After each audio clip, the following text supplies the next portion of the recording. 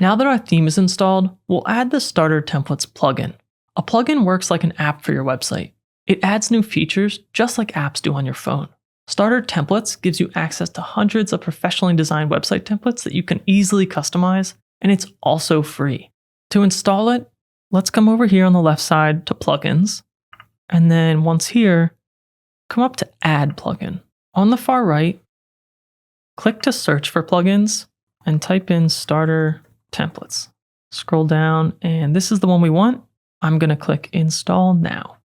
And just like our theme, once it's installed, click Activate.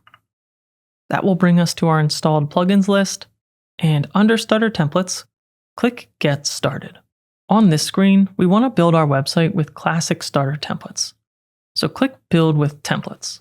And here, we'll use Elementor as our page builder.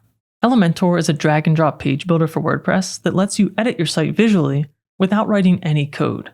Now, if for some reason you don't see Elementor listed here as the page builder, let me quickly show you how you can enable it. So if you don't see it, click back here, then click Exit to Dashboard, come over on the left to Settings, and then scroll down to the bottom. If this is checked, you'll want to uncheck it like mine is shown here. Then click Save Changes. Navigate back to Plugins, and then again under Starter Templates, click Get Started. Once more, click Build with Templates, and if it was missing before, you'll now see Elementor. Click on it to go to the next page.